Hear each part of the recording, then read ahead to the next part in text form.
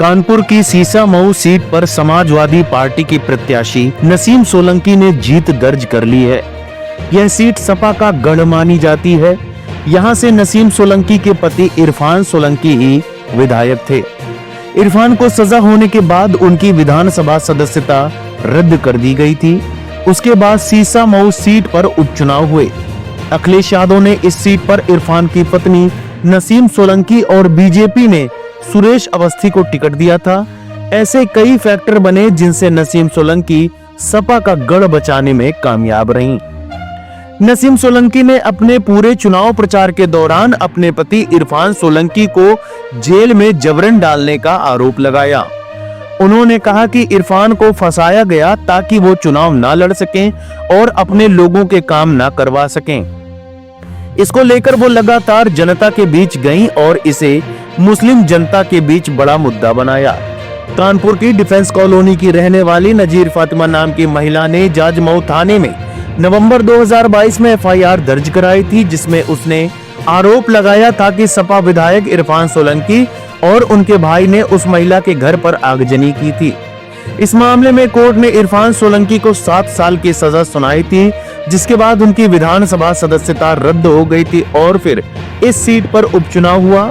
इरफान और उनके भाई दिसंबर 2023 से ही जेल में बंद हैं।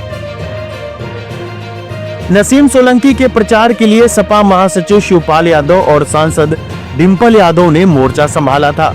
जहां शिवपाल लगातार जनसभाएं कर रहे थे, वहीं डिंपल ने उनके लिए रोड शो किया था। एक बार जब मंच पर शिवपाल के साथ नसीम सोलंकी मौजूद थीं, तो जनता को संबोधित करते हुए वो भावुक हो गईं। उन्होंने रोते हुए जनता से कहा कि बस एक बार विधायक जी को छुड़वा दो, हम थक गए हैं, यह आखिरी लड़ाई होगी इंशाअल्लाह। इसके बाद शिवपाल ने कहा कि यह ऐसा समय है जब भारतीय जनता पार्टी ने पूरे उत्तर प्रदेश की मां बेटियों के साथ रुलाने का काम किया है। जब से भाजपा सत्ता में आई तब से सभी वर्ग, जाति, धर्म के लोगों को परेशान करने का काम किया है। शिवपाल के सामने मंच पर भावुक हुई नसीम सोलंकी को जनता ने अपना समर्थन दे दिया था। इसके अलावा चुनाव प्रचार के दौरान दिवाली की रात नसीम सोलंकी वानखंडेश्वर मंदिर में भी गई और वहां जाकर उन्होंने शिव का जलाभिषेक भी किया। इसका वीडियो काफी वायरल हुआ और फिर इस पर काफी बवाल भी बढ़ा। एक ओर मुस्लिम कट्टरपंथियों ने उनको लेकर फतवा जारी किया, तो दूसरी ओर हिंदू समुदाय के लोगों ने मंदिर को गंगा जल से शुद्ध किया। नसीम का मंदिर में जाकर पूजा अर्चना करने का दांव भी सफल हुआ। जहां दोनों ओर के कट्टरपंथियों ने उनकी आलोचना की, वहीं उदारवादियों ने उनको सपोर्ट किया। नसीम सोलंकी की जीत पर आपका क्या कहना है, हमें कमेंट बॉक्स में जरूर बताएं।